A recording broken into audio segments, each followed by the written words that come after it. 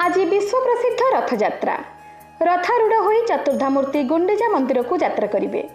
यही अवसर में भारतर राष्ट्रपति द्रौपदी मुर्मू, प्रधानमंत्री नरेंद्र मोदी, ओडिशार राज्यपाल रघुवर दास और मुख्यमंत्री मोहन चरण माझी प्रमुख शुभेच्छा जणाइछन्ति।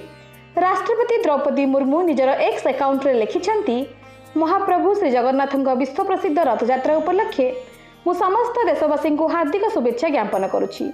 आज देश तथा विश्वर अगणित जगन्नाथ प्रेमी रथ उपरे तीन ठाकुर दर्शन पाई उत्कंठार सहित अपेक्षा करि रहिछन्ति। प्रधानमंत्री नरेंद्र मोदी मध्य पवित्र रथयात्रा अवसर में देशवासी को शुभेच्छा जणाइबा सह महाप्रभु आशीर्वाद भिक्षा करिछन्ति। सेहीपरि मुख्यमंत्री मोहन चरण माझी पवित्र रथयात्रा अवसर में समस्त को शुभेच्छा जणाइछन्ति। से निज एक्स रे लिखिछन्ति, पवित्र रथयात्रा उपलक्षे समस्त को अनेक अनेक शुभेच्छा और शुभकामना।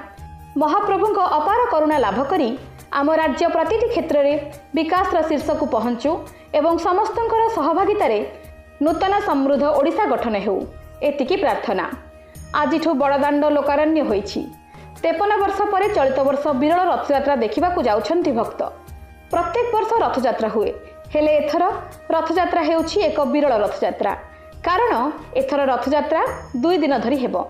चलित वर्ष अणबसर 15 दिन परिवर्ते 13 दिन पड़िथिला।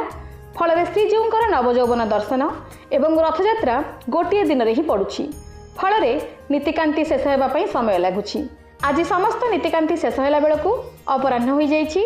आज मंदिर भितर ठाकुरंक नवजौवन नीति सहित रथ नीति मध्य कराजिबो। सेथिपाई आज दिन गोटाए बेले श्रीजीउंकर पहंडी विजे कराजिबो।